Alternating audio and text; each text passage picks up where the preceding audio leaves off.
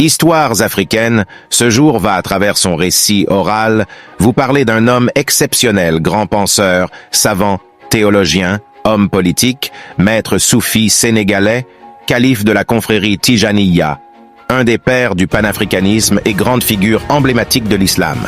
Selon la position stratégique du Kaolack, centre du Sénégal, et les relations suivies de son père, Abdoulaye Niasse, avec les lettrés du Sénégal, de la Mauritanie et l'Afrique du Nord, font de sa maison paternelle un endroit privilégié où le Cheikh al-Islam el-Hadji Ibrahim Ibn el-Hadji Abdoulaye Niasse, né en 1900 à Taïba Niassène, Sénégal actuel, très jeune étudie non seulement les sciences religieuses, exégèse, jurisprudence, théologie, grammaire arabe, rhétorique, métrique, biographie du prophète, etc.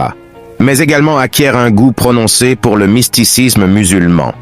Son premier ouvrage, Rue al-Adab, écrit à l'âge de 21 ans. À la mort de son père, en 1922, son frère aîné Muhammad, Khalifa, prend en charge la communauté des Niassènes, et Ibrahim enseigne dans les écoles coraniques de son père de Taïba, Kossi et Kaolack. Son érudition et sa piété lui attirent très vite de nombreux adeptes. Dès 1930, il se proclame héritier spirituel de Ahmed Tidjani et obtient l'allégeance massive des disciples de son père, ainsi que celle de nombreux Tchèques morts qui l'initient à la Tarbiya, initiation mystique, dont le but est de parvenir à la Ma'arifa, gnose, initiation qui marque la spécificité de sa branche de la Tijaniya. Toutefois, son audience reste limitée jusqu'en 1937, année où il effectue son premier pèlerinage à la Mecque et y rencontre l'émir de Kano, nord du Nigeria, Abdoulaye Bayero, qui renouvelle son affiliation à la Tijaniya auprès de lui et l'invite à Kano. Il y obtient l'adhésion de la majorité des oulémas de la Tijaniya, qui, dès la fin de la Seconde Guerre mondiale, se font les moteurs de l'expansion de son mouvement dans toute l'Afrique de l'Ouest. À la mort de l'émir Abdoulaye Bayero, en 1953, son fils Mohamed Sanous lui succède et renforce ses liens avec Ibrahim Niasse. Le Cheikh a aussi encouragé l'éducation des femmes et ses filles ont fréquenté et mémorisé le Coran au sein des mêmes écoles religieuses que les hommes. Aussi a-t-il affirmé, en matière de connaissances, les femmes devraient rivaliser avec les hommes. En 1960, il est élu membre du Conseil supérieur de l'Organisation du bien-être islamique au Caire, puis membre de l'Académie de recherche de l'Université d'Al-Azhar, de la communauté des érudits en islamologie et du Conseil islamique supérieur de l'Algérie. En 1962, il est promu vice-président du Congrès mondial islamique à Karachi. Il est élu membre de la conférence générale de l'Académie de recherches islamiques, CIS au Caire. En 1966, il participe à la conférence tenue à Accra sur le thème « Le monde sans bombe atomique ». En 1969, il prend part à l'Assemblée constituante de l'Association des universités islamiques à Fès et en devint membre du comité exécutif.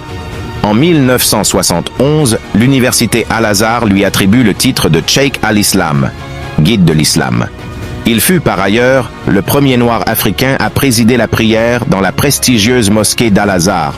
Comme diplomate sénégalais, Baye Niasse rencontre de grandes figures politiques telles que Gamal Abdel Nasser, président de l'Égypte, et le panafricaniste Kwame Nkrumah, avec qui il était très lié, ou encore Zhou Enlai.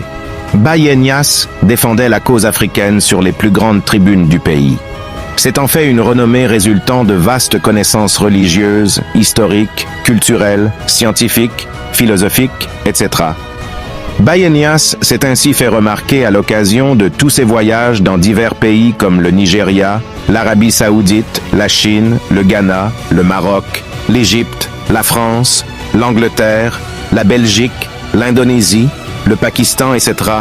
Cheikh al-Islam el-Hadj Ibrahima Niasse est rappelé à Dieu au Saint-Thomas, hôpital de Londres, le samedi 26 juillet 1975 à l'âge de 75 ans. Il faudrait en outre noter que grâce à ses appuis politiques, le zèle de ses disciples nord-nigérians, son action éducative et le zèle de son prosélytisme, Baye Niasse se trouvait à la tête d'une communauté transnationale de plusieurs millions de membres répartis entre le nord du Nigeria, lieu par excellence de son rayonnement, le Ghana, le Niger, le Togo, le Libéria, la Sierra Leone, le Tchad, le Cameroun, la Gambie, la Mauritanie et la région du Sine Saloum.